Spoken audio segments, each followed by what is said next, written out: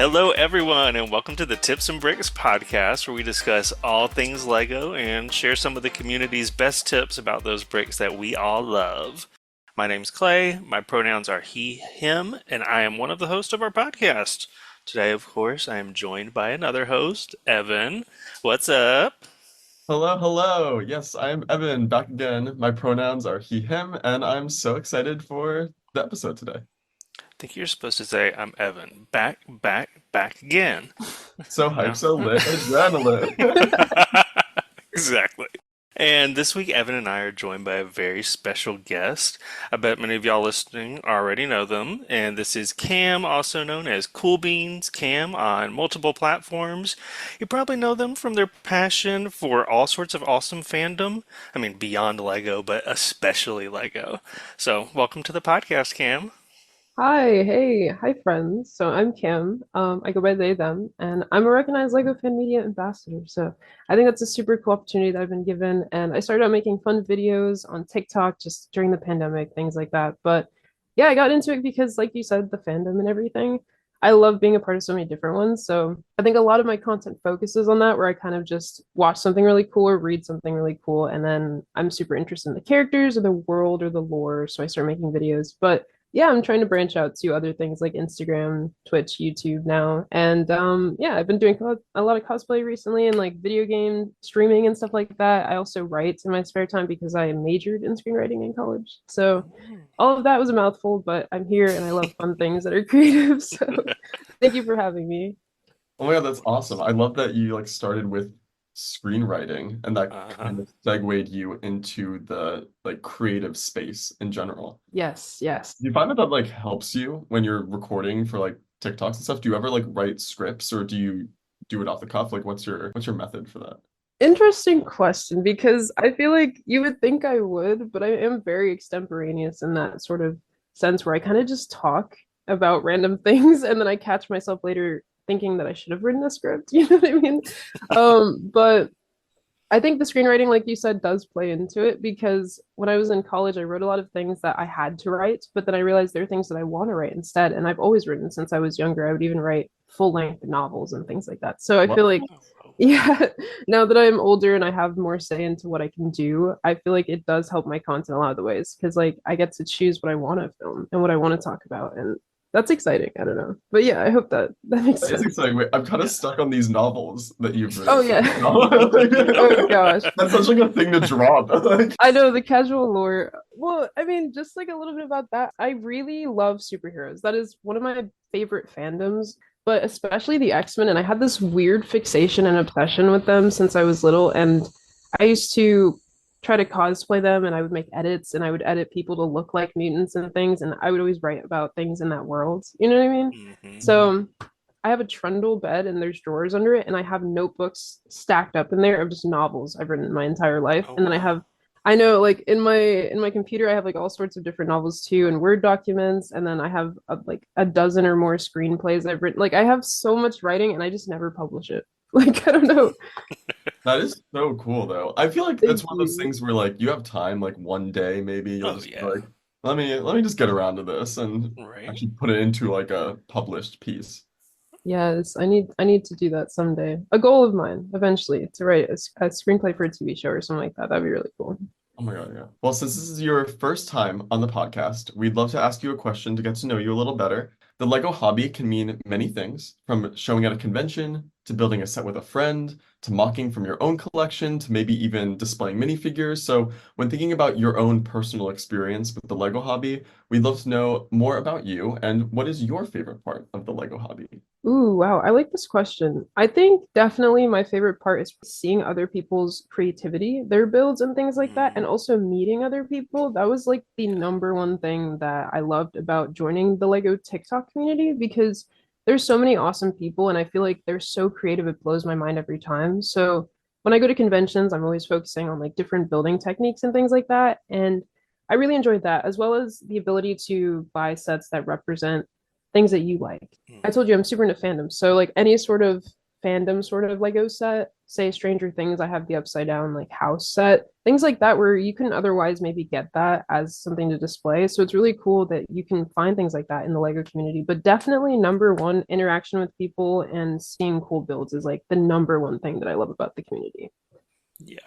I mean, that's what we always platform to on Tips and Bricks is seeing those awesome builds from the community. But the idea that you get to connect with people through it is also what I love. I mean, Evan and I met at Brick World, met in person, I guess, at Brick World Chicago. So it's cool to take those kind of virtual relationships and get to see them in person. Weren't you at a Brickfest Live recently? I was at BrickFan Expo Tampa a few weeks ago. Okay. At this most recent one, I did meet a lot of other people that I haven't met before, and I was like, whoa, hi, hello. Do you find that like the TikTok community in general is just like really like welcoming and just like a good community?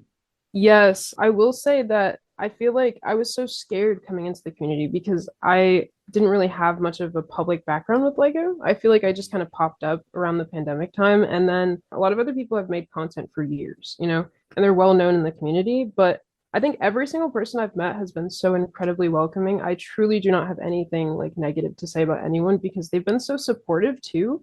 For example, at the Bricks and Minifigs grand opening, Emily was there, Emma Source. She was Hmm. so lovely and she was so willing to just offer advice and support and all that stuff. I mean, like unprompted. Like she was just like, "Hey, like this is really cool that you're doing this and like here's a fun trick." And I was like, "Oh my gosh, thank you so much for just being so lovely." I don't know, because I mean, people don't have to do that if you think about it, but like I guess just the kindness of people is so apparent in the community, especially on TikTok. But yeah. That's amazing. I just realized we're kind of actually segueing into our discussion question, so may as well just kick off that segment right now. So every episode we share a burning question about Lego that we'll answer together. And so we want to hear also from the listeners, of course, what you have to say. So the question of the week today is kind of bouncing off of what we've just been discussing. And so it is, how do you use different social media platforms to connect with your Lego audience? And I think, Cam, you're kind of starting to get into that now, but maybe I'd like to transition a little bit more to beyond other TikTok creators, your actual audience themselves and how you connect with them. Oh, okay, yeah. I do like the ease of access of TikTok. I guess since I'm most familiar with that, it's super easy to just grab your phone and film a video. And recently, CapCut kind of integrated with TikTok, so there's sort of like an easier editing sort of interface now on TikTok. So you can kind of edit with pretty cool transitions and things just within the app. So it's really cool to be able to connect with my audience that way because if there's something I want to make a video about, it isn't a whole elaborate process. I can kind of just film a really fun video and grab random screenshots from things or grab random images from Google, and I can make a quick video and have instant feedback relatively. And then also going live on platforms like TikTok or Instagram, you get instant feedback from people who may not be a part of your audience. And then that's really fun too, because I feel like those discussions are always really cool. Or conversations too, where they just talk about things that you've been itching to talk about and you haven't had a chance to make a video yet. So I really love that too. I feel like I forgot to mention that earlier, but that interaction part of the Lego community is really fun. Like being able to talk about things that you're passionate about, and then other people can immediately just join that conversation. And I think I love the instantaneous nature of Instagram and TikTok. I think YouTube's a little slower for me because I haven't had like Yeah. much growth on that platform yet because I just started. But yeah, so it's so cool to just meet other people and like get to interact with other people on those platforms. But yeah. Yeah, you've touched on something that actually I don't think we've like fully talked about on the podcast yet that's interesting, which is that even if you're not a fan of that like specific like IP or franchise, just like kind of the love of Lego can kind of be a connection through Mhm. that conversation. And I think later this episode we're actually going to be talking about like a theme that I'm not so familiar with, but because Mhm. it's in the Lego sphere, it's still something that I can connect to and like appreciate, you know? Yeah, it's interesting that you say that too because I have so much knowledge of Star Wars and I have only seen one movie. And the reason why is because I'm in the Lego community. Like I was Oh, they joking. will tell you. Exactly. I was joking the other day with my friends because some of my friends who aren't fans of Lego necessarily are fans of Star Wars. And then they'll be like, wait, how do you know who this character is? Like, you haven't seen the movies. And I'm like, because I've seen people rant about the minifigures, like I've seen people, you know, Exactly. Oh my God. I was watching Star Wars. I was watching Rogue One for the first time a couple months ago with my friend, and I forget what ship came up, but like I like called out the name of the ship, and he's like, "What? How do you know the name of that ship?" And I'm just like, "Well, of course I know what an Imperial Star Destroyer is." Like, Like, duh. Of course. Yeah. TIE fighters, X-Wings, all that. I'm like, how do I know what this is? I catch yeah. myself being surprised where I'm like, hang on, how did I know that? You know? That's awesome. I think we have a bit of a different experience, like at Tips and Bricks, because like Yeah, we're for sure. so like not TikTok connected, and also like besides for even the podcast, like we're not very like facey, like Mm, and so I think TikTok is such like a facey platform where you're really like putting like yourself into the content, and we're a team, so we're a bit more behind the scenes. So like Mhm. maybe hmm Clay, you could like talk a little bit more about that. I thought about that the other day because I have a friend who wanted to get into content creation, but she wasn't so comfortable with having her face in things. And I was telling her how sometimes I wish I would have started that way and just not really put my face into things. But then I do know that it seems like people connect more with you if you have your face in things and if you are the person who's vouching for something or your opinion is attached to like a human, you know what I mean? But obviously you guys are incredibly prolific, so it works either way. But I think it is cool to have that connection and to have sort of like a spokesperson in a way or like someone who hmm represents your brand so that even when I go out places and things like that, I've had like an experience where I went to MegaCon Orlando and a random lady who I'd never met came up to me and said, "Oh my gosh, I watch your videos." And that blew my mind. I think that was the first time where I realized like it isn't just me alone in my room posting something. You know, like it's people who see me and recognize me and associate me with that. And then the same thing happened with Mel from Lego Masters. And I was like, oh my goodness, like, how does this person who I watch on TV also watch me on their phone? Like, Yeah, that's so weird. That's so yeah. weird. But things like that, I think it's fun, but sometimes I want to make a video and not have my face in it. So I do that sometimes too. But yeah. Yeah, I mean, that's part of the benefit that we have is being part of a Yeah. big team is like we can hide our faces pretty regularly. I mean, we've done forums where we as team members slightly put ourselves out there, even like in this podcast form. But hmm like when we introduce new members to the team, we have member Pedro who builds brickhead versions of us. So that's Oh, like so good. usually how we're seen, but even our real faces are never really seen. I guess at Brickworld Chicago we had a physical presence there. But even talking about like the TikTok versus Instagram, like we post stories here and there to kind of promote a post, but the stories that you've been talking about, like even yours, where you still kind of see that quick burst, just the thought on the fly, see a person behind the account. I don't hmm know. That would be interesting to explore, like from our perspective as a big team of people. Yeah. Like a review point of view too. I think what you said Yeah. before, when you like are really putting your face to like vouch for something, it like hmm feels like it has a bit more weight to it. When it's like, look, if like I'm wrong, you could like if you see me in public, you call me out. Like I know you're wrong. Oh goodness. Please don't. People in Lego are pretty chill. I think this is like it's also like micro celebrity level, so it's not like Yeah, yeah. No like red carpet events for me for sure. no, no, no. But I was gonna say to your point though too, about vouching for things and that whole conversation with that. What I love about the community too is that you can tell when people are being genuine, like they really love Yeah. something and they're very passionate about it, and that's what I want people to know about me. To be like, okay, yeah, they really do love this thing that they're talking about. Because I feel like I wouldn't like fake it. You know what I mean? Like I wouldn't. Mm, I feel like I don't have that in me to be like, oh, I love this thing, and then behind the scenes, each take, I'm like dreading it. You know? yeah. But yeah, I feel like I love that I meet people and I can see that passion in what they do and how they Mm. act and like how they discuss the hobby. So I feel like that's what I love about that like face-to-face interaction too. Like, I know that you also like beyond Tips and Bricks have your own Lego account where you connect with people through Yeah. Instagram. How is that for you? I'm very lazy with it, you know. That's one of the things like, hey, I'm going to post one mosaic this week, and then in 2 weeks, I'm going to post a picture of my dog. I don't know. I was very consistent with it in the past, but I think, like what you've been talking about, Cam, of kind of interacting with people, I get so much of that out of Tips and Bricks that hmm I often am communicating more like on Discord or some of these spaces behind the scenes, and then almost more as an observer on Instagram. But I think on Instagram as a platform, it's a challenge for me because I can be wordy, especially when I write. So like just having something be image focused and Hmm. not spending 10 minutes talking about how I built that mock or why I enjoyed doing X, Y, or Z. I don't know. It's a shift for me to have to use Instagram in that form. So I don't even know if I could do TikTok and continue to take like these tiny snips where I already have trouble editing it down to Instagram size. You Hmm. can be concise. Like it really is Yeah. such like a specific art form.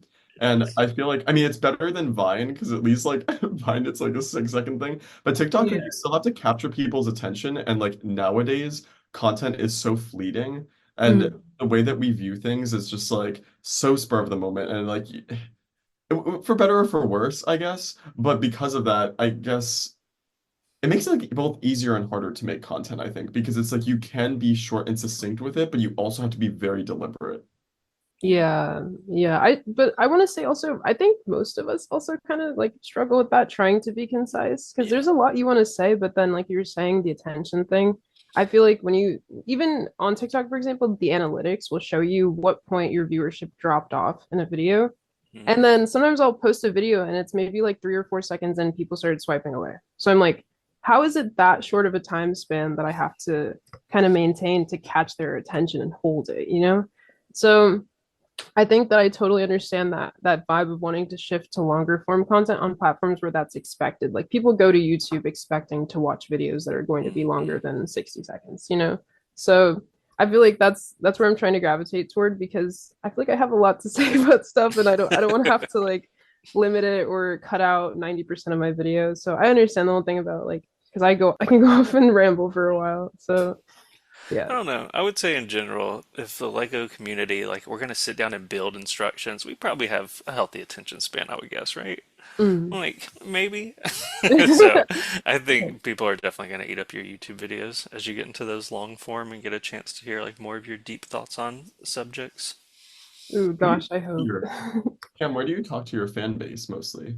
I would say I used to primarily talk to people on TikTok. I think that feature where you can respond to someone's comment is really cool. So you can make a Mhm. short video and respond to their comment because then that creates like a personal sort of connection with them and then they're able to feel more inclined to leave comments in general so that you have more to talk about and things like that. So I like that, but recently I think Instagram has been really good and then I'm also in a Discord server for Lego for TikTok creators and things like that. So, I love Discord. I was actually saying at the latest, like the land meeting in Brickworld, Chicago, just mm, a lot of us were just like kind of not complaining so much, but we were just kind of griping on the fact that the actual land forum, where actually I think anyone can join the land forum. It's like pretty open to the public, but maybe just specific channels are limited. yeah. It's such a bad method of communicating. Like this Mm. forum, it's like always so dead. And I was saying like in that chat, like it would be awesome to be able to have like a LAN Discord, but then I don't know how Lego would actually Mm. control that, you know? Yeah, definitely a lot of moderation, I think. Yeah. But I do hear that though because I love the land in the way that I love that you get to talk about topics I wouldn't even think of. You know, sometimes I log on and someone's talking about something, I'm like, whoa, I never even thought of that. So let me like chime in and see what people are saying. But I do agree, it's very dead sometimes. And then I almost feel like I don't know if apprehensive is the right word, but I feel kind of like hesitant to start my own topic because I don't want to have Mhm. crickets in the chat. And it's like, okay, well, I don't It know. doesn't feel casual enough, I think. Yeah. It feels a little too like worky, like a little Mhm. too serious, I think. Yeah. I'm all for the land Discord. Let me know. Drop an invite when it's ready. I It was love funny. We were Discord. all like pointing fingers at like, oh, who's gonna make it? Who's gonna make it? No one wants to Like, get in trouble. Yeah, well, that's awesome. I think this is like a nice, like, holistic view of just like the ways to Mhm. use different social media platforms. I feel like we're both like a little, like, all of us are a little unfamiliar with YouTube specifically, but like, I mhm, think Mhm. Instagram and TikTok do a really good job at connecting the Lego audience. I mean, it's the proof is like in the pudding there. It's like Yeah. grown so much over time. mhm. I feel like TikTok maybe has taken over a little bit more, especially like algorithm wise. I think people are a little more drawn to TikTok. But Yes. at the same time, I mean, the Lego community is constantly growing, so I mean, I think it's pretty amazing. Yeah, for sure. Well, awesome. Well, I would also like to hear from our listeners as well. Like, how do you use different social media platforms to connect with your Lego communities? Maybe even like outside of us who are land ambassadors. Obviously, it's a little bit more like obvious how we are putting our content out there, but it's also cool to hear from you too. If you just have a general Lego page, or if you just use your regular Instagram, not regular Lego related, to talk to other people. So yeah, share your answers in our social media page or joining our Tips and Bricks Patreon Discord. We would love to hear from you. I am excited to host a very fun game today, which is Make It, Mod It, Mock It. In this segment, we discuss 3 Lego sets, but there's always a catch. We each have to place those sets in 3 separate categories of make, mod, or mock. Make is a set that we're just going to build and keep as is, as Lego hath intended. Mod means that we mostly build the set, but we're going to like customize it, upgrade it, modify it in some sort of way. And lastly, mock it is a set that we would simply use for parts in our own collection or mocks. So we're going to talk through our rationale for each set, and as always, y'all play along with us at home. Let us know if you agree with our list, or what other feelings you have about make it, mod it, mock it. So the 3 sets I prepared today are, of course, in honor of Cam and one of your fandoms, and those are the 3 Marvel modulars, as we'll call them. It's those large, super detailed buildings from the Marvel universe, and they could just like slot right into your modular city. They have the little 1x2 Technic bricks, so you can just pin them, right next door to your detective's office or whatever else you have in your modular world. So we've got 76218 Sanctum Sanctorum, 76269 Avengers Tower, and 76178 Daily Bugle. I don't know, Evan, why don't you start us off and describe the Sanctum Sanctorum? Okay, yeah, the Sanctum Sanctorum, it's a very like classic New York City looking building, and it has, I believe, 3 floors, kind of, if you include like the roof section. At least for like Lego purposes, it's like a 3-deck story. And you have a lot of awesome, like iconic minifigures and characters there. You got Spider-Man, you got Iron Man, you got Doctor Strange. Doctor Strange, I think you have Wu also in this set. It's a really cool set. I mean, the iconic feature of the Sanctum Sanctorum is on the roof. They have that like circular window. Cool. Cam, you get to describe the Avengers Tower for us, which I think I can even see in your room right now on video. This Goliath behind me, for the people listening, it is massive, and I am 5'6", I think, so I'm not like short, but it goes up to almost my hip. Like, it's really tall. It's really, really tall. When I built it, I was just like amazed by it. But yeah, so it's a big building with windows that I really had a particularly interesting time with. I love this set to pieces, but doing a billion windows was definitely a choice. But I do love it so much. And I love that it comes with so many minifigures, which is incredible. I told you I'm very minifigure based with my collection. I love it. So a few of them that I wanted to point out because exciting things.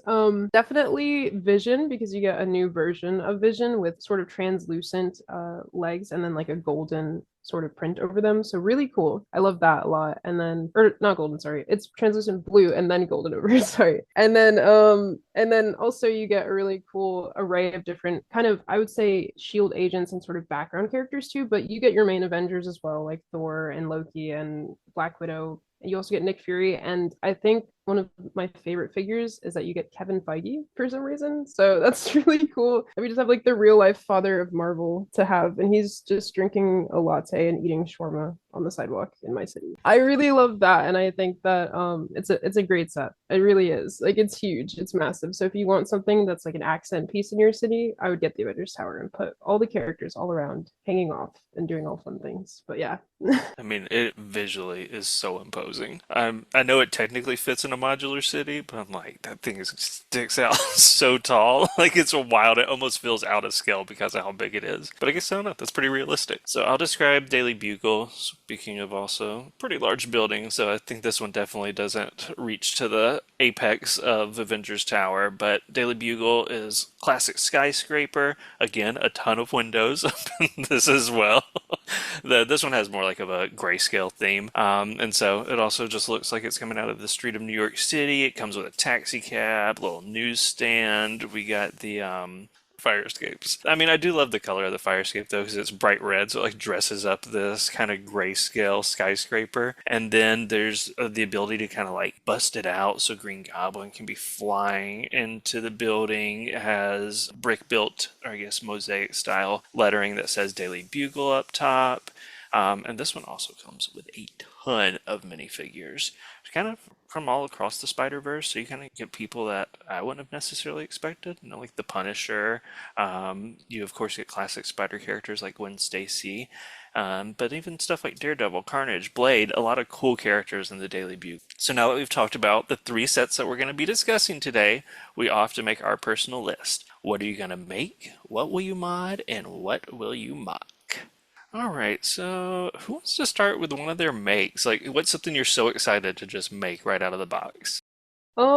As much as I was like joking about the windows, the Avengers Tower, I really did just want to make that and display it. Like I have no notes to modify it. I think it is really great and like the helicarrier part is really cool too with the mini Quinjet. I think I would just make it and display it. Like flat out, it's fine how it is. I like it. The Avengers Tower is great. I have to say though, I love the Daily Bugle. I don't think it's just an iconic piece of Marvel lore to have, but I also think it's an iconic piece of Lego history too, because it's really the first ever true skyscraper that we have gotten in Lego form. And I think they really knock, I could be wrong about that, but like in a modular style too, like truly like this, and they really knock it out of the park. I think it is just so visually also very imposing. But I think unlike the Avengers Tower, I think maybe because it's more grayscale, I think it blends a little bit better into the city. And I just love the action component of it. I also love that it's not actually tied to a movie. The fact that it really is this comic book creation is something that I feel like Lego doesn't really do anymore and like take risks with. And when I first saw this, like even though I'm not a huge Marvel fan, I love Spider-Man and I saw this, I was like, I need to have this. And I haven't felt that way about actually the other 2 sets as much as this set. And so this is probably going to be the only set on this list that I will ever have in my personal collection. I mean, to both of y'all's points, though, those are great make selections because of the fact that even though you make it, there's so many minifigures and ways to pose and style it. Like the Quinjet, like how you can bust open the Daily Bugle. There's lots of ways that even if you make it as is, like you can still pose it and play with it and set new kind of display styles with it. They look so dynamic. Like that's what's the coolest part about them is that they really do feel super in a way. And I feel like that's really hard to capture, especially like thinking of like Harry Potter sets. I feel like sometimes they could be more magical or sometimes some Marvel sets, I want them to be like more super. And like these both feel like they are so action packed. I love both of these sets. No, actually, we all chose a different make this time, which I'm kind of shocked by. But I would make the Sanctum Sanctorum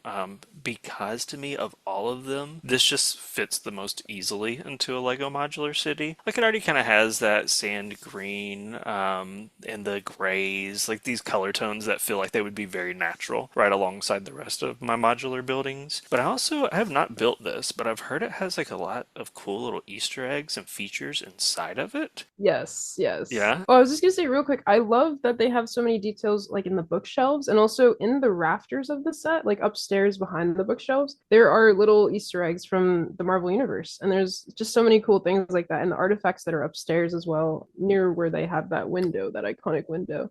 Just incredible. They have so many little Easter eggs and so many things in that set. And that to me, I'm like, I won't play around with it. Like, I'm just gonna do it as Lego created it because I don't know. I mean, I guess you could like maybe add another floor or something, like if you really wanted to, but just as is, this seems like one that would be such a joy to kind of build. Yeah, Clay, you're kind of getting into why this is my mod because I think that like this set is really cool, but I just have like literally no care at all for Doctor Strange as a character. The same way I do for like Spider-Man and like even like Avengers. It's funny because I normally feel like Make It Mod It Mock It for me can sometimes feel like a 1, 2, 3, but the Sanctum is actually definitely like my third on this list, but it's my mod it only because I feel like for the reasons you were saying, it fits so easily into a city, except for like some elements are like a little bit fantastical. I mean, you have like a full-on creature busting out of the side of the wall. Like I feel like I would like mod that a little bit, maybe even add another story like you said, and maybe take out like that window because it is just like a little out of place in terms of like a normal world per se. But yeah, I also really like this set. I think I would mod the Daily Bugle. And the reason why is because I feel like it's so narrow. I kind of want it to either be wider in terms of like the width of it, or make it deeper, like it goes back further and it's just thicker area for the rooms, like the square footage of the rooms are bigger, something like that, just because I feel like it is a corporate office building, but then when you build it in itself, each floor that it has, and it has like quite a few, are just very small. And I guess they have to do that because it's supposed to be like minifigure sort of scale, and you can't have obviously like a huge Daily Bugle, I guess, in your Lego city. But I think that I would mod that. I would really try to expand it either outward or kind of like deeper, and just make it bigger, and maybe even add more floors if that was like enough space and it didn't seem like it was too ridiculously tall. But I feel like I'm gonna make it twice as big as the Avengers Tower. I'm just kidding. But I feel like it would be super fun to do that. And also I feel like, since like you were saying all the cool characters that come with it, I would want to have each of their action sequences or something, and maybe draw that out a bit more, because in my own city that I'm making right now, you can barely see it, but behind me I have the X-Men fighting like outside the Daily Bugle. So yeah, I have like Rogue is on top of the X-Jet trying to jump toward Green Goblin, and Wolverine is jumping off of the X-Jet toward Doc Ock. So it's like I have so many things going on in the back. That's why I love the Daily Bugle. There's so many connection points, and you can have so much fun posing figures around. I had such a blast doing that. I even even like you, Cam, like I added other figures from other sets that just fit within the universe just to make it even more insane. And I thought that was so cool. This would have been my mod as well. And I mean, my first thought was just like, oh, just make it taller. But I like your idea of kind of giving it depth and perhaps even width too. So like spreading it across a couple base plates. I mean, you could even, if you make it deeper, it could kind of sit a little bit behind the other buildings, like put a fountain in front of the Daily Bugle or something like that, like where you could pose people there too. And I also think it does not have a working elevator. So I think if you made it deeper, you could also throw an elevator in there, which the new worm screw makes them super easy to do.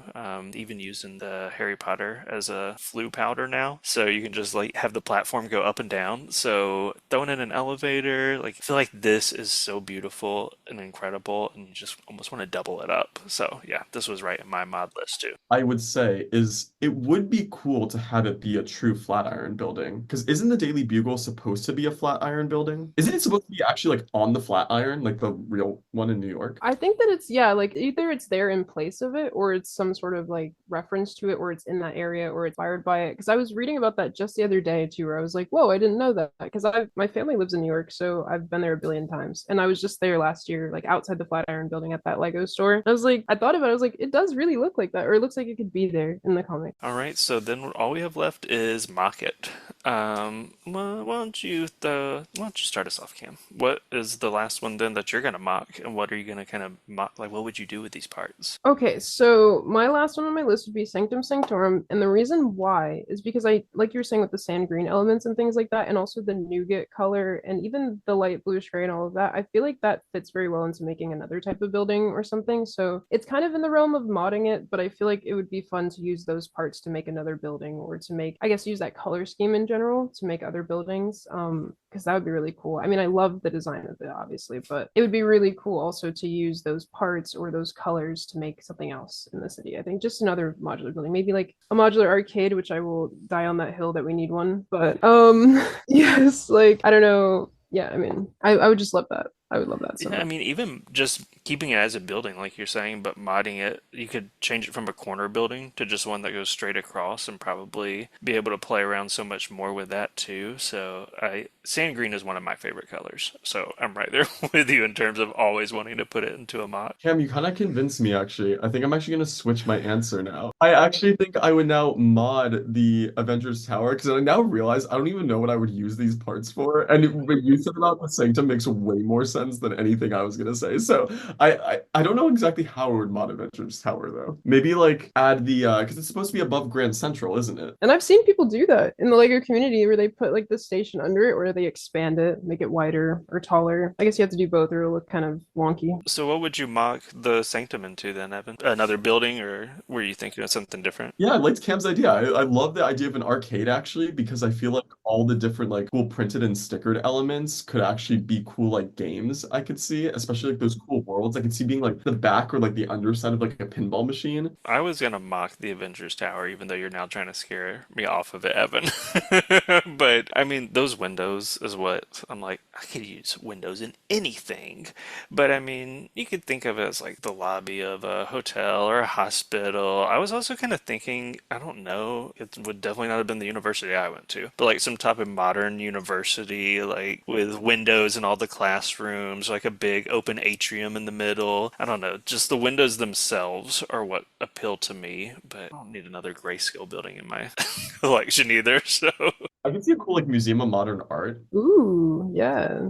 All right. Well, that was awesome. That was so fun to talk through these. And I mean, every time we do it, like we're gonna find sets, of course, that we like perhaps more than others. But I feel like we made compelling arguments for why all of these should be made as is, even though people continue to mod and mock them. So it was very fun to talk through all these with y'all. I guess we can go back over real quick what our lists were. What was your list again, Kim? So making the Avengers Tower, leaving it as is, modding the Daily Bugle to either widen it or deepen it or both, and then a mock of the Sanctum Sanctorum because I think it'd be cool to use those parts. Perfect. And then Evan, what was your final list after you made your changes? And then, do I change it back? No, no, no. I like my list. My new list, which is making the Daily Bugle, modding the Avengers Tower to put the Grand Central under it and just making it even taller. And then modding the Sanctum Sanctorum into also, you know what? Cam's idea was so good. Okay.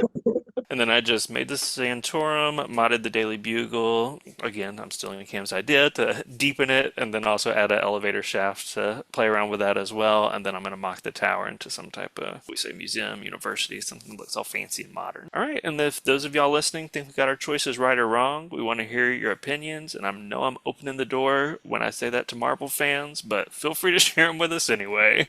So tell us which sets you can't wait to make, mod, or mock. So our next segment today is a special one that comes straight from one of the types of posts that we share daily on our Tips and Bricks accounts. We don't post these as often as like, technique analysis or favorite brick Friday or mock of the week or something like that. But these are highlights when one of us gets a chance to make it. It's always something super fun to do.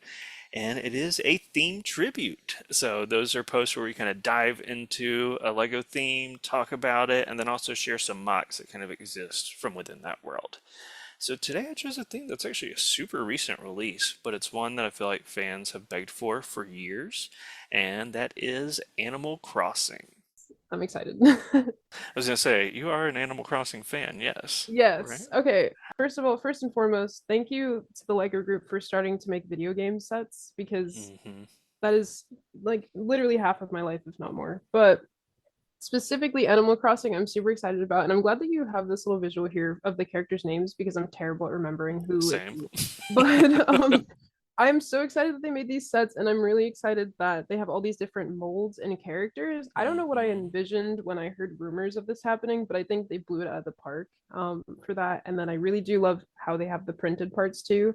I'm not the type to necessarily be upset if there's stickers in a set. I feel kind of indifferent to it, but I do appreciate that they have like fully sensed this and fully gone the whole way and made this printed like for all the pieces. Yeah. I really do love that. So super excited for that, and I love all the new sets that are coming out too. So yeah, I have the whole first wave. I'm excited for the next ones, but yeah. Yeah, well, as of this recording, we're waiting on one more wave to release. But I mean, they kind of turned out 3 waves in the first year of release, so I think that bodes well for the future of the theme for sure.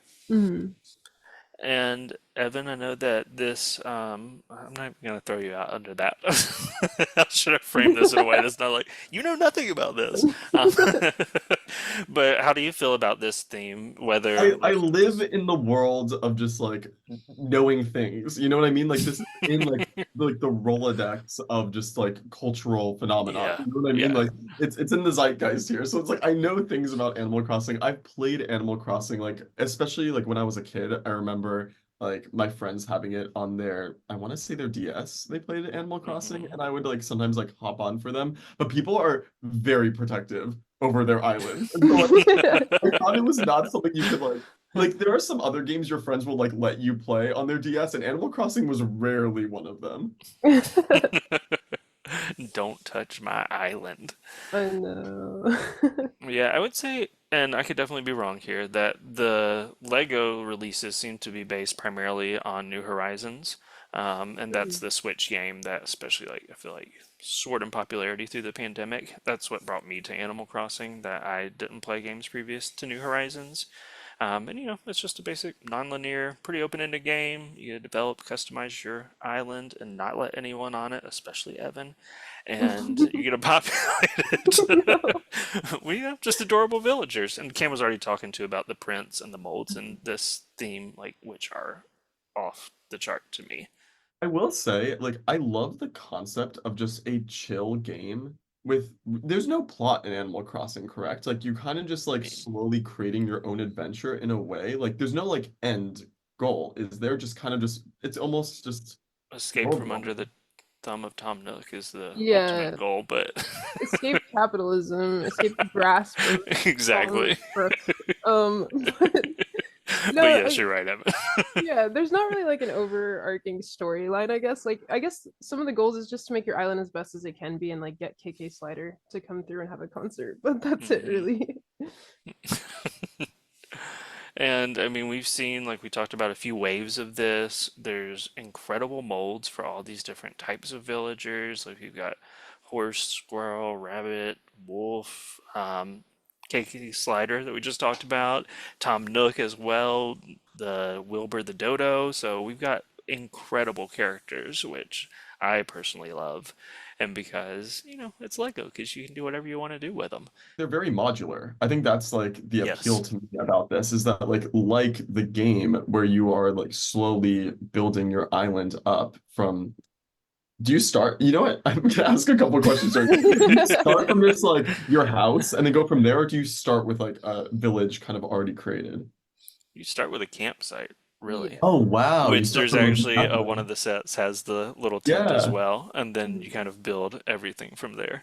So I like that even more. So then like the Lego sets I feel like really capture the spirit of the game. Hmm. And modularity in general, I think is so Lego core. And I love when another like IP that you can bring into Lego is also modular core, and then it's like just this Yeah. beautiful uniting force.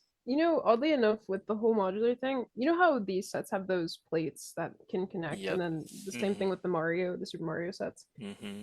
I feel like I tend to like the figures more than the modular fact of it. I guess because in my head, I would almost rather just have a regular base plate, the 10 by 10 inch one that's just like green, and then Hmm. make it my own that way, and add foliage and stuff. But I do love that you can mix it up and match because there are also children who are going to be playing with these sets, and I feel like that's really Yeah. fun that they can do that. I feel like I'm thinking so far advanced with it, where I'm like, oh, I want to make a little city out of my island, but I feel like I feel like that's what I like about that. And the Super Mario sets, whenever I get them, I just kind of like I'll build them and review them, but then I just keep the builds of the characters and the little props and all that Yeah. stuff, and then I kind of just put all the little plate pieces apart. But maybe I'll use them for a mock one day or something. But Well, I mean, I think that's cool. Like both of y'all are discussing the idea of the modularity, but then, I mean, like you said, these are kids will probably play with these and build them and connect them in the way that Lego has done it.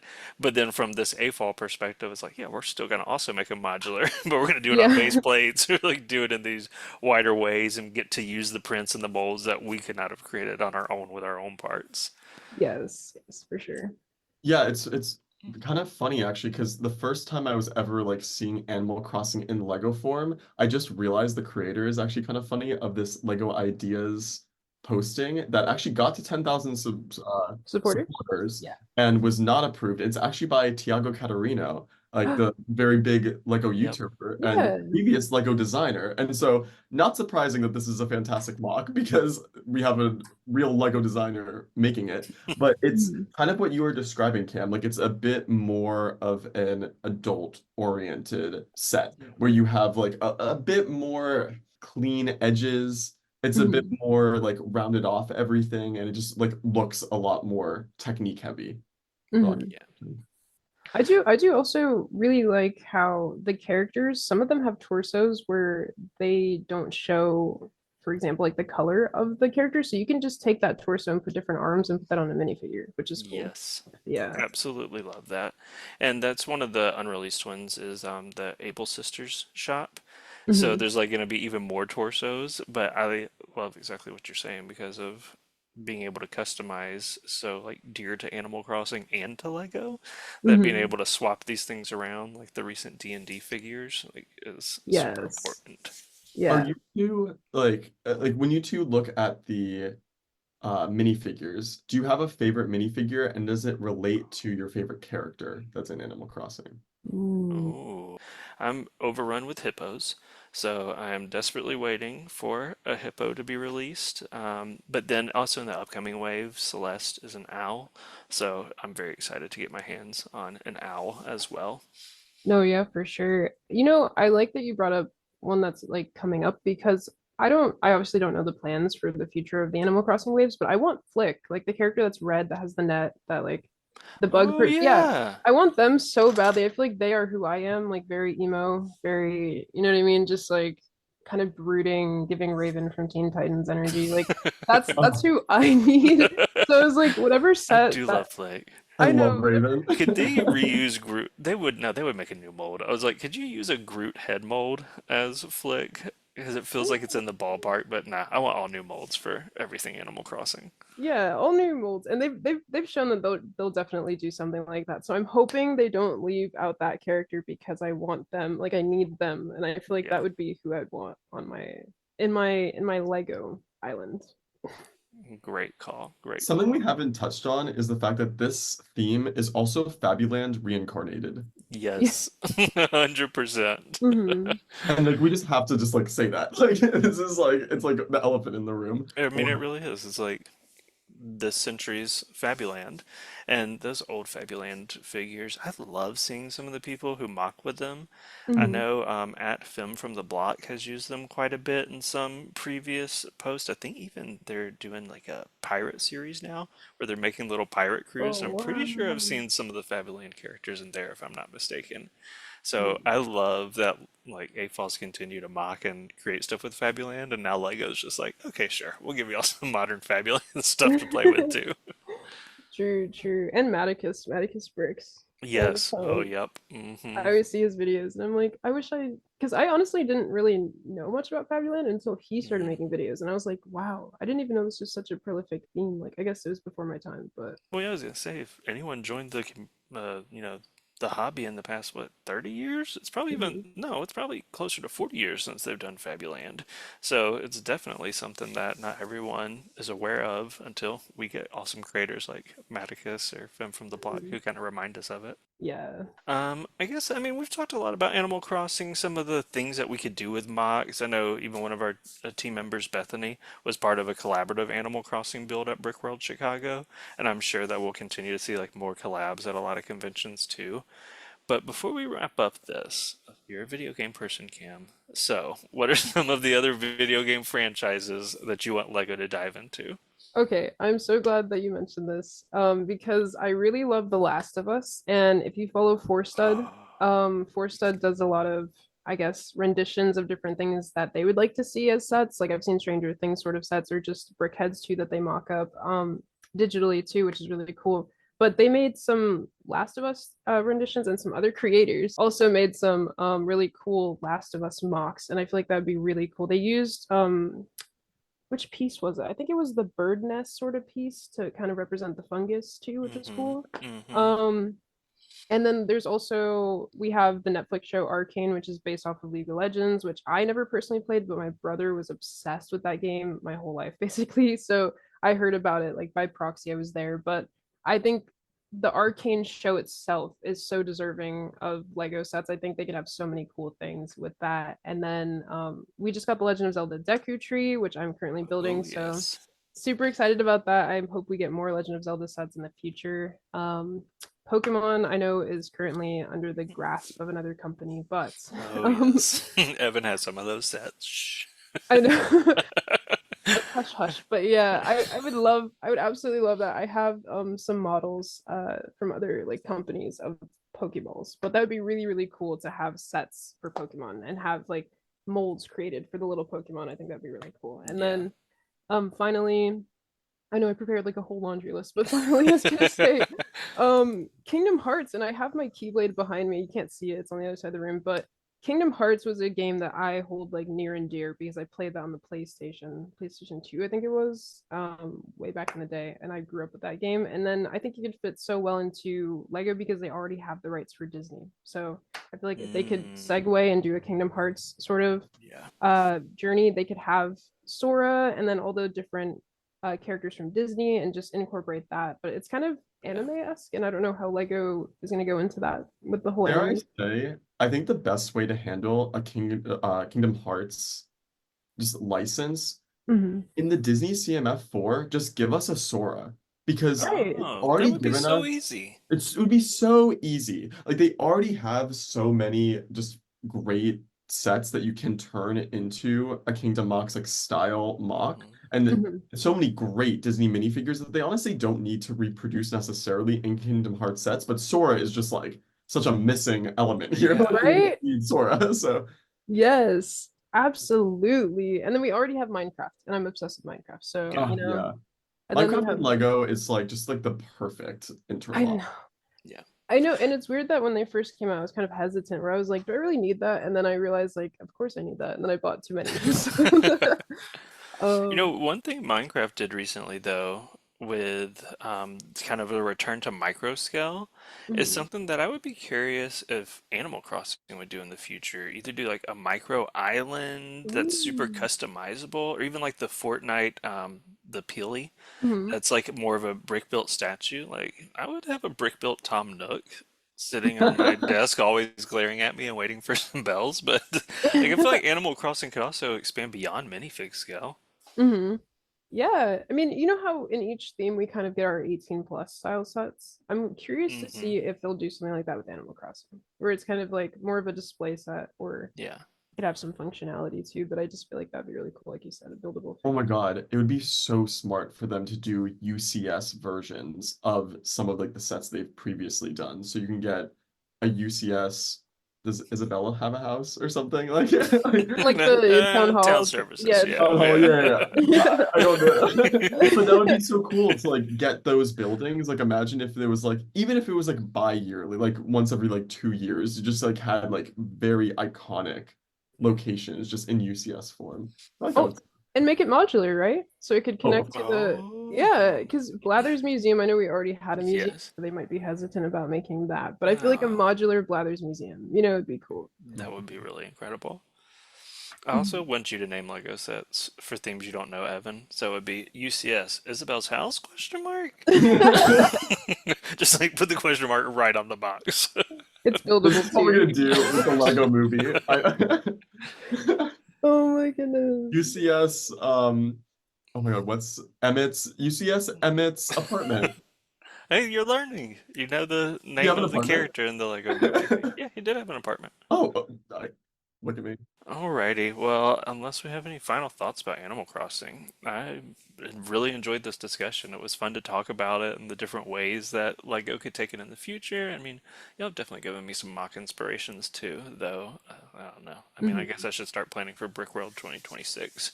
That gives me about 9 months to build, which is about how long it takes me to do a mock. So we'll, we'll pencil down some of these. 2026. Oh, that would be even longer. So yeah, let's really plan out. You're giving yourself a lot of Let me start time. building for Brick World 2026. But we want to hear what y'all think about Animal Crossing, where Lego could go in the future with us, or with this theme, and look back over some of our previous theme tribute posts too, and suggest some themes y'all want to see us dive into, or wonderful mocks related to some long lost or even current Lego themes, and perhaps we will build a theme tribute around that. I feel like that was a lot of word salad. So let's hop into our next segment. Well, I'm very excited for our final segment of the day. We're playing another game. Excited to have some fun. I've actually not been on this segment yet for the podcast, even though this is episode 8. I don't know how this game has slipped me by, but I'm very excited to participate in it. It is Plastic Shark Tank. So, Cam and Clay are going to pitch their ideas for official Lego sets, and the investor shark, which is going to be me, will decide which project they want to finance. Be sure to let us know in the comments which idea you are going to be backing. So, are you two excited? Ooh, Oh yeah. thrilled. I'm excited. Yay. I've only lost this game before, so I'm excited to either continue my losing streak Oh or to at goodness. least get to a 1-1 record. What idea did you lose to? To Brian's idea for Lego musicals, where it was like a Lego Ooh. stage and you could like change out the musical that goes in each one. So yeah, if you had been the judge of that one, Evan, I would have also gotten blown away. So Yeah, I love a musical. That would have been a hard thing to beat. I'm excited to hear what you two have cooked up for me. So, Cam, do you want to go first and do a pitch? Okay, okay. So I thought about this for a while because I was like, there's so many things, you know what I mean? But I think my top three, I narrowed it down to Doctor Who, Legend of Korra, and Stranger Things. But I think I'm gonna talk about the Legend of Korra today because I feel like Avatar, it's very timely with the new show that came out recently, the live action and everything. So I feel like Lego is missing the market with creating sets from either Avatar or the Legend of Korra, but specifically they could make iconic sort of structures. The whole show and the whole lore of that fandom is very based on Asian architecture and culture. I think that that would be really cool to see that. I don't think we get to see much of that other than like Ninjago Monkey Kid, but in the world of Avatar would be cool. Specifically, the sets that I would either want to see would be a bending arena, the way that they have them in Legend of Korra, where it's like Bolin and Mako, and they're they're going at it just like fighting each other. That or seeing one of those Equalist gloves that Asami has, because Asami's dad, Hiroshi Sato, is a huge inventor. So I feel like that would be so cool to see his vehicles. They look kind of like the traditional Ford style car because in that universe he's basically Ford. Like so just stuff like that. But Asami's Equalist glove, it just looks incredible. I feel like it'd be so cool to have something of that nature. And it would be obviously like 18 plus style, very collector's edition, but I just feel like that would be so cool. I love having display elements like that. Either that or a bending arena. I don't know if I'm allowed to have two choices here on Shark Tank, but you can pitch a whole theme. I feel okay, like yeah, that's I'll totally pitch the fair theme. Yeah, because you're giving great ideas for multiple sets within it. So like, yeah, pitch the theme. yeah. So just in general, more sets about Avatar. Maybe since the Avatar show is based back in time, a lot of the stuff would probably be architectural, a lot of the buildings and things Mm, like that. But mhm. the future version of the show with Korra has more modern technology. It's kind of in like the steamboat era. So 19 like 20s sort of era maybe, but like that'd be really cool I think to have stuff like that, elements like that. All right. Cam, you're talking to the person that made the theme tribute post for Avatar. Yes. Oh Yep, my you got gosh. the right So shark here. I'm a pretty big Avatar fan. At least I was when I was growing up. I would say like I Mhm. haven't rewatched so much in like recent years, but I do really like Avatar. And that Lego theme, I mean, can you even call two sets a theme? Like did two sets make a That is so wild that I they created a whole know. Avatar theme for two sets, and that's that. But they were really cool. I mean, at least the minifigures were really cool. And I'm just sad that it didn't last long enough, the theme, to give us Appa. I feel like Mhm. that was like the real big just like hole that we're missing. But some people have made some really good Appa Yeah, mods. Like and they've been voted over 10,000 votes. The idea is more than once. I don't know how many versions of them have earned 10,000 or more votes. yeah, just to like shout out a mock creator like at Axidroid. They have like a minifigure scale Appa that's just like insane. It's so Oh good. my goodness. I need to look them up. And AXI droid, really, really good. But there's some other amazing ones too. Like it's such a good like world to build around. And I love that you talk about the bending arena because I just think that's such a good idea. Just I was saying like earlier, like I love like dynamic posing and like kind of like super and like magical like elements and like how that could be created out of Lego because it's so organic Hmm. and so it's Mhm. very hard to recreate, but when you do it right, it's so cool. So Don't Yes. give away the ending, Evan. God. well, I I Let haven't me know. heard your pitch idea. first. I haven't heard your idea yet, quite. Maybe this is gonna Oh my like gosh. blow me away. Maybe I So should have started first because that was an excellent pitch. And I mean, No. even as someone who's like outside of that world, just the way that you're describing the architecture and kind of the timeline of it too, like it just feels like it would be so awesome to see in Lego form, even for Mhm. people who may not be familiar with the IP or kind of outside of it. Great pitch. I also love the idea. The idea of like a tournament style arena is very cool to me. I'm also thinking of like the My Hero tournament. Mhm. Either of you watched My Hero? I know of it. I just haven't Mm. seen it because I'm not super into anime, but yes, I do know of it. So I'm not either, but my brother really is. And during the pandemic, he was like binging My Hero. And so it was kind of like something I saw from like the side. And like I just got so hooked on like the tournament episodes just because it's like just such a cool like atmosphere and like architecture and the fact that you could have like so many different dioramas going on within an arena. I think Hmm. would be really cool. Yeah, I love anything that's like you were saying, kind of like combat or things like that, where they could Mhm. have them posed or have like, for example, Zuko and Azula's like Agni Kai could be a Oh, really cool yeah. set. I've seen a billion mocks of that, and all of them are equally amazing. But things like that, I don't know. Sorry, It's like, Let me let Clay get a Wait, question. actually, let me shout out. I'll shout out another mockist actually. At Tim Schwalfenberg. So it's TimSchwalfenberg on Instagram. They have an amazing mock of the last Agni Kai. Oh yes, this one. Yes, that one. Yes, love that. So Clay, it is your turn. so I Woo, actually woo, am woo. going outside of the world of IP, and I'm just gonna pitch you one specific set that I think could actually fit within Lego City, perhaps, and that is the Four Seasons Farm. We've talked about modularity today, so I'm thinking of raised about by a brick height of two 16 by 16 organic looking fields. We also have a small wooden wagon, a little space for minifig structure, and it goes through all four seasons and is customizable. So for the spring, you're going to lift off the plate on your little organic fields, put some buds, some flowers there. You've got a little flower stand with your minifigures. In the summer, you're going to swap it out and have some vegetables growing in the fields with a little veggie stand.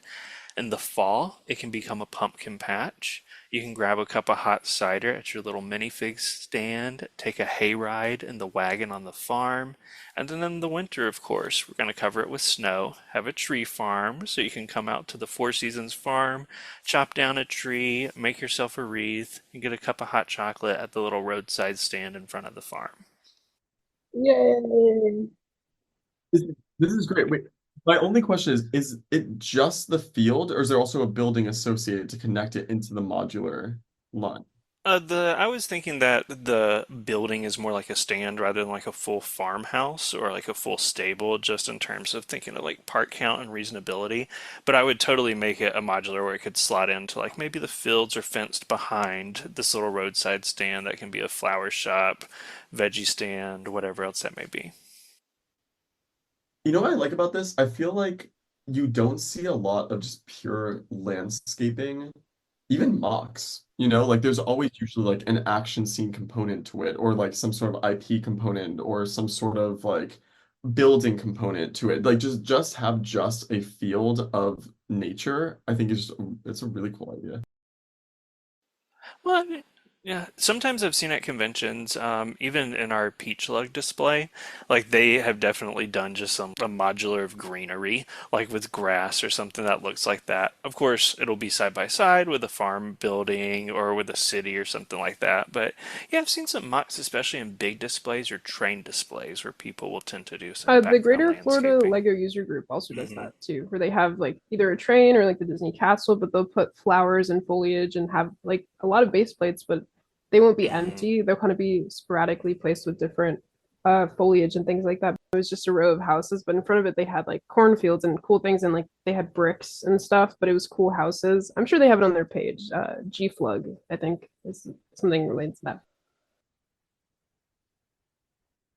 No, that would be really cool. But the only thing with this clay is I'm trying to figure out how it connects into the Lego city. Yeah, I would feel like this would be kind of a separate display of its own, and the fact that it is something that can change with the seasons, I feel like helps it stand out as a display, but also something that, of course, can be a play set as well. There's actually the farmer's market van from a couple years back, and this also had crops that almost look like they can grow. Like there's a little function you can play around with on it. That's almost where the idea was spawned from, but trying to make it in a way that both kids could play with and enjoy, but also that could be a fun, like beautiful display that flows seasonally. And even the big, can't remember, the Lego pickup truck has like a wreath, little flower sign or something. So the idea of seasonal elements has existed I think it'd before. be cool to see that change of the seasons. Just like how you can sort of modify the previous treehouse that we have. I have it right next to me. I made it in between seasons, so the leaves are changing. Some are green, some are brown, some are yellow. But I do like that because fall is my favorite, or autumn just my favorite season. So Or the bonsai plant that has like the swappable leaves. I feel like it adds yes. so much when you can kind of customize a set with what's in the box already. And so you're picturing this to be like raised so that like each layer can be taken off. How is it that each layer, I'm trying to like visualize, is it like snow under like So you as know the like how bottom the layer? Snow White cottage has like those kind of rounded edges instead of just a flat square? So my idea is like Hmm. rounded green frame, and then it's a 16 by 16 plate that you sit on top of the frame. Oh. So that's where it's raised. So you could like swap out that plate Mm. each time. I guess with the snow though, you would have to also put white on top of the frame itself. It would look weird with like a white base plate sitting inside of green. So it's Yeah. definitely, I don't know, you'd have to work it. But I like the idea of like where a frame can kind of stay the same and then you customize Hmm. what goes on top of it.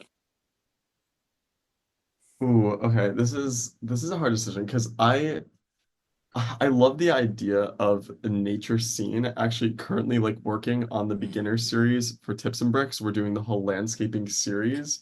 And while researching for it, I realized that there was just like a pretty big lack of just pure landscaping, Yeah. kind of what I was saying earlier, in just in Lego sets and in mocks. Like that's not just like literally pure landscaping and for examples for that. And ooh, and this would fill that niche really well. But on the other hand, There's also a niche for I arenas know, in your right? Lego city. and I'm just like imagining just like the way that you would have like the grounds like kind of like Yes. coming apart to do like the earth Hmm. bending and just like the big water balls. Water bending would be so cool. I would totally take that and mock like the water ball into that like Harry Potter scene when Oh Dumbledore my has God. Voldemort encased in water. But ooh, this is hard. I think solely because I think the action component is so cool. Yeah. Cam, No, I'm well gonna have to deserved. give It this was one to Yay. you. awesome. I just love that idea just because imagine just, like all the different Hmm. ways you could have the fire bending too. Thank you. Thank you. I appreciate this. Now I have the funding for my project. I'm ready. I'm ready to go. Okay, well, this was a fantastic round of Plastic Shark Tank. I think that Cam slightly edged out Clay here, but let us know in the comments. Like, I also do want to hear the Clay supporters too, because I think that you did make a very strong argument. So be sure to join us also in future episodes for even more original ideas. And what idea would you back? Tell us on Tips and Bricks and share your own fun ideas in our Patreon Discord.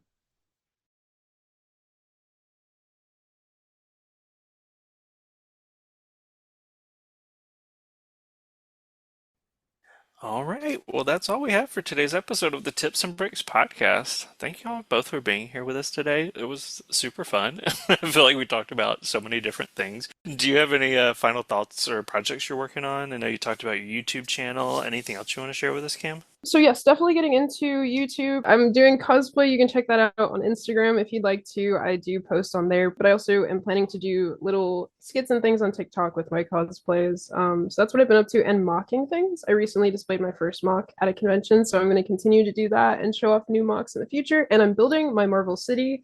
You can't see it because you're listening, but I will have images on Instagram and videos on TikTok. I love that. Can you share your social media handles themselves so we can know exactly where to find you? It's cosplay cam on Instagram. YouTube is CoolBeansKam. TikTok is CoolBeansKam. And I think my Twitch is also CoolBeansKam. Who do we So have yeah. to track down to get you the Cool Beans Cam on Instagram as well? Like, whose house do we need to show up to? Yeah. Um honestly, Clay, I feel like it's God himself at this I'm not point. planning on Like knocking on that door, so. I've tried so hard to get that domain, that username, whatever, and someone has it and they're private and they don't accept. Okay, see if their post number Yeah, goes that's what up. I've been looking at. I've been stalking them. Like, I check almost daily for like a year now, and they haven't posted anything. As far as I know, they're probably not interacting. Yep. It's probably just an inactive account. But I can't force Instagram's hand. I'm not. I feel like celebrities and brands could probably do that, but I'm just me in Orlando, so I can't force them to give me that handle. But if I ever get CoolBeansKam, it'll be that. But for now, cosplay Awesome. Cam. Well, listeners, make sure you follow Cam everywhere, especially YouTube. I'm really eager to see how you kind of grow in that platform and we get to hear your full thoughts on everything as well. Oh, thank you, thank you. In addition to following Cam, tune in for our next episode as well. Y'all can continue the conversation with us at Tips and Bricks on Instagram. Hey, we're on YouTube as well. And you can join us on Patreon. You can find the link to that and the Patreon Discord server in our podcast description. Yeah, and if you enjoyed today's episode, we'd also love for you to rate and review us on your favorite podcast app. It helps listeners like you find us. So thank you. And until next time, I'm Evan with Clay and Cam. We're signing off and happy building. Bye.